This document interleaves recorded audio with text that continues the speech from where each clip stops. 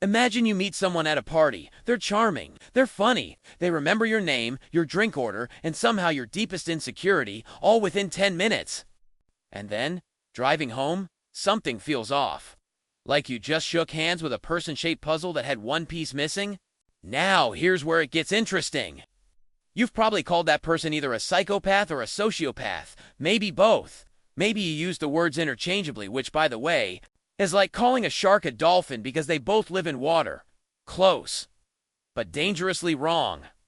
So today, we're settling this, once and for all. What actually is the difference between a sociopath and a psychopath? Because they are not the same thing, and by the end of this video, you'll be able to tell them apart. Maybe even spot one at your next party. First, let's talk about why everyone gets this wrong. And I mean everyone.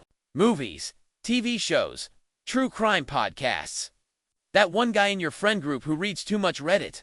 They all use psychopath and sociopath like they mean the same thing. Here's the dirty little secret. Neither of these words actually exists in the official psychological diagnosis manual. That's right.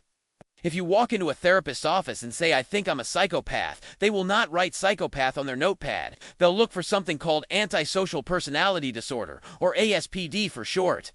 Both psychopaths and sociopaths fall under this umbrella. But here's the thing, they fall under it in very different ways.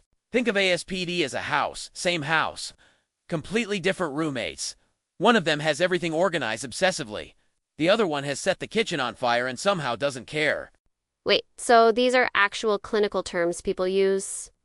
Or just ... movie villain labels? Somewhere in between. Researchers and criminologists use these terms to describe subtypes of ASPD. They're not in the DSM, but they're very real behavioral patterns. And the differences between them? Kinda fascinating. Or kinda terrifying. Mostly both. Let's start with the psychopath. And I want you to forget everything you think you know from movies. Forget Hannibal Lecter. Forget every suspenseful orchestral sting that plays right before a jump scare. Real psychopaths are far more subtle, and honestly, that's what makes them so dangerous. The psychopath is essentially born different. Research, including decades of brain imaging studies, suggests that psychopathy is largely neurological. There are actual structural and functional differences in a psychopath's brain, specifically in the areas that process emotion and empathy. Their amygdala, the brain's emotional alarm system, is basically running on airplane mode. Fear, muted. Guilt, barely a signal. Empathy, what's that? But here's the wild part. Psychopaths know what emotions are. They've studied them. They can mimic them with terrifying precision. They just don't feel them. Think of it like this. Imagine someone who has never tasted food in their life, but they've read every cookbook ever written. They can describe a meal perfectly. They know what makes it smell good. They can cook it flawlessly. They just ... get nothing from eating it. That's a psychopath with human connection. That is somehow more terrifying than anything I expected you to say. I know. It gets worse. Or better. Depending on your definition. Psychopaths are typically highly functional. They hold jobs. Long-term ones? They maintain relationships, even marriages, for years. Some run companies. Some enter politics. Some are surgeons. A famous study by researcher Robert Hare, who literally wrote the book on psychopathy, estimated that about 1% of the general population is psychopathic. But in corporate executives, the number jumps to around 4%. Psychopathy scores high on what's called the Hare psychopathy checklist. Traits like superficial charm, grandiose sense of self-worth, pathological lying, lack of remorse, and calculated manipulation. Everything a psychopath does is planned, deliberate, controlled. They rarely lose their temper because losing control is inefficient, and they know it. Now, the sociopath. This is where things get a little more chaotic. Where psychopathy is believed to be largely born hardwired into the brain from the start, sociopathy is thought to be more made, shaped heavily by environment, trauma, upbringing, and experience. This doesn't mean every person who has a rough childhood becomes a sociopath. That would be absurd, but sociopathy tends to develop where trauma, neglect, or toxic environments have genuinely damaged a person's capacity for empathy over time. And the result? Someone who isn't as naturally calm as the psychopath. Someone who still has something resembling emotions, but those emotions are erratic, explosive, hard to control. So, the sociopath actually feels things. Sort of. They can form attachments. They can have genuine feelings for a small group of people, family, a partner, a close friend. But outside that circle, it's a wasteland. The sociopath can tell right from wrong. They just often don't care. Or they've convinced themselves that the rules don't apply to them specifically, which, honestly, is a different flavor of terrifying. The other big difference, impulse control. Or rather, the lack of it. Sociopaths are far more likely to act out suddenly. They can be aggressive, reckless, and disorganized in their behavior. If something annoys them, you'll know about it. Loudly. This is actually one of the most reliable ways to tell them apart from psychopaths, the emotional thermostat. Psychopath, perfectly regulated, cold, controlled, sociopath. A dial that goes from 0 to volcanic in seconds and back again. Okay, let's do a direct side B-side, because this is where it clicks. Origin, psychopath. They are likely genetic and neurological. They are mostly born this way. The brain is wired differently from the start. Sociopath, largely environmental and developmental. The brain became this way, shaped by circumstances, trauma, or deep-rooted dysfunction. Empathy, psychopath, none. It's not suppressed, it just doesn't compute. Sociopath, impulsive, reactive, emotionally driven. More likely to act first and maybe think second. Behavior. Psychopath, calculated, methodical, long-term planning. They play the long game. Every move serves a purpose. Sociopath, impulsive, reactive, emotionally driven. More likely to act first and maybe think second.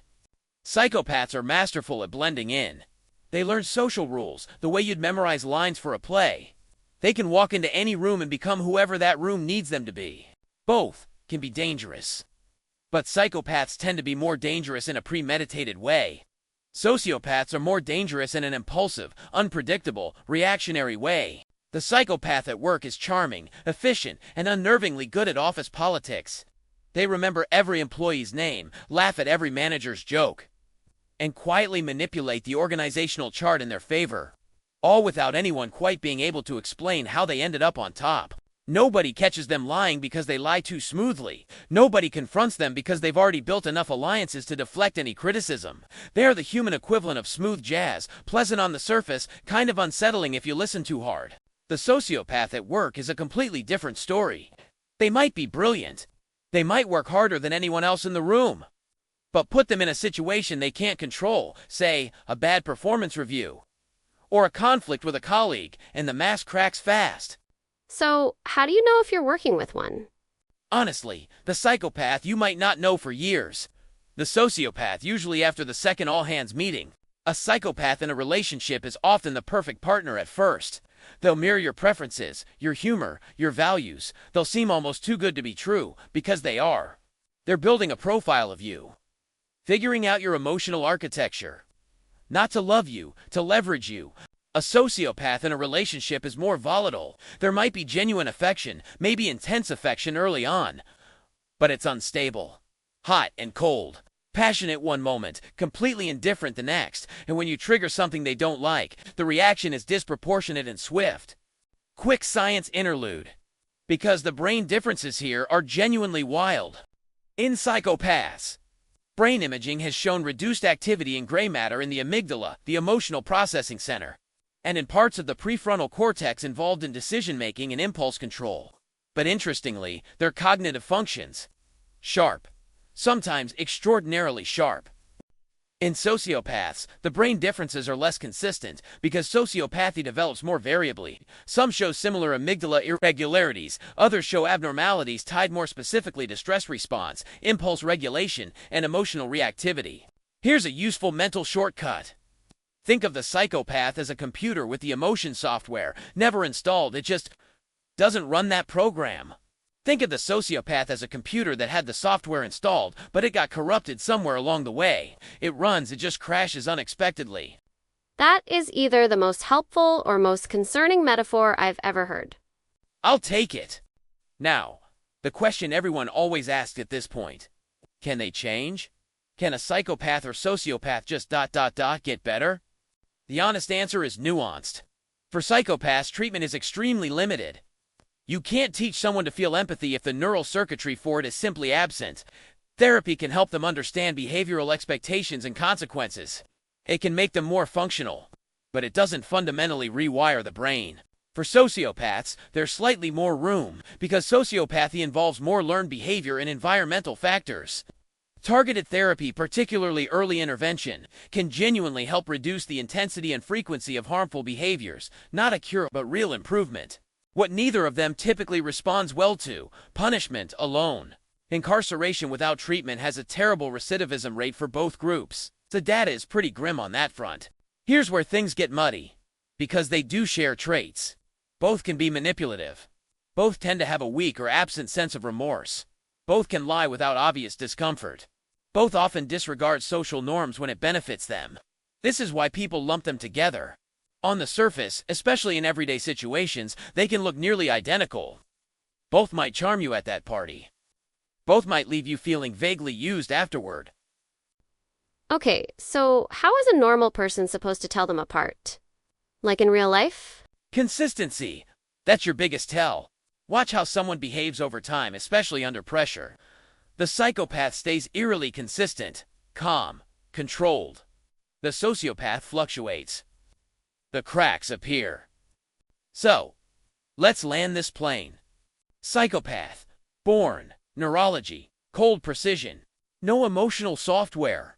The wolf who learned to wear a very convincing sheep costume and never breaks a sweat doing it. Sociopath. Made. Environment. Emotional wreckage. Partial empathy for a chosen few. The wolf who grew up in the wild still wears a costume, but sometimes forgets they have it on, and you'll know when they forget. Neither is a superhero, neither is a movie monster. Both are human beings with genuinely disrupted psychological architecture, some from birth, some from circumstance. And here's something almost nobody says. Most people with ASPD, psychopaths and sociopaths included, never commit violent crimes. The dramatic villain version is a narrative the media loves, and science mostly rolls its eyes at. The reality is more complicated, more human, and in some ways, more interesting. So after all of that, what's the actual one-sentence version? Psychopaths are cold by design. Sociopaths are broken by experience. And neither of them is going to feel bad about anything you just learned today. I need to rethink several people in my life. We all do. Anyway, subscribe, because whatever you're figuring out next, we'll figure it out together. And stay suspicious of anyone who's just a little too charming. You've been warned.